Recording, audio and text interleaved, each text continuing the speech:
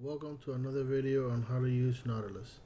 Today we're going to talk about the PS3 Converter, which is one of the more popular buttons in Nautilus.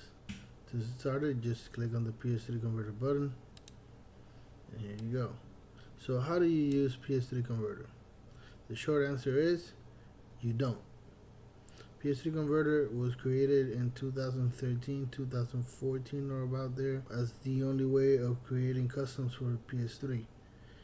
We are 10 years since then and technology has advanced, and there's a program called Onyx created by Mike Tolley.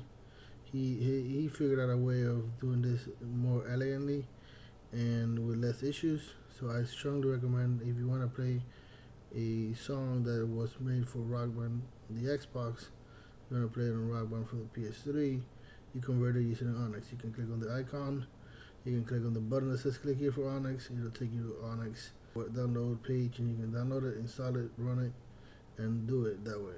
So why do I still have PS3 Converter as part of Nautilus? And that's a great question, me. It's there for two reasons. Number one, it's there for legacy purposes. I put a lot of time and effort into this when it was created. I want to keep it just because I want to remember that I did other work. But number two, there are a couple of nifty little features that are still useful even though Onyx is on the scene. So let's go over a couple of those features now, and if you have any further questions, you can ask me on Discord. So under the tools, you have the one-click batch PS3 fixer, and there's a few issues with the audio files, the MOG files on PS3 customs that cause the game to either loop or not load at all or crash. So depending on what is going on with your file, one of those things will happen. So if you click on here, it'll give you a prompt to explain to you what it'll do, and then you find the folder where you have all of your files, and it'll try its best to fix it. Batch fix looping songs will do something similar, but for songs that loop in the game.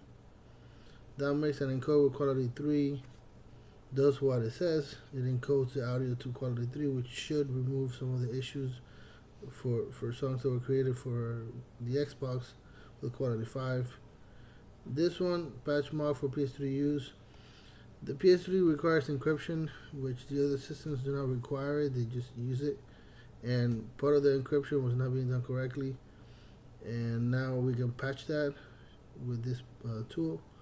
But if you're using a modern version of Nautilus, you should not have that issue. If you're using a modern version of Onyx, you should not have that issue. So this is becoming deprecated pretty quickly, but it was useful for a while. The other two very useful features that we have left are these two here. And as you can see here on the left, I have a folder called PS3 PKG.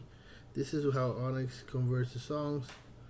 And so if you have those files, and now you want to convert them back to a con format so that you can use them on the Xbox, you can come here, you can click here, and you can select those files, and it will convert them pretty quickly to con format, and just in one click, one shot, nothing that you have to do manually.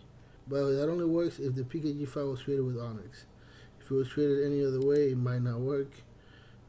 So just let me know if you have any other PKG that doesn't work. I'll be interested in seeing that. If your PS3 file was created using the PS3 Converter, it would create folders, and these folders have all the data inside. You can come here to the batch convert PS3 song folders to con, and the same thing, it automatically converts them into con files.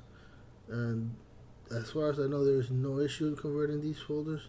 There's no limitation, so you can just go ahead, and if you are using the emulator, all of the PKG files get converted to folders, so you can just point them to the folders and convert it to con files.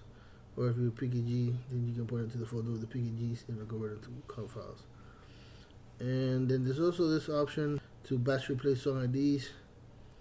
Back 10 years ago, when we didn't know any better, we were using alphanumeric IDs.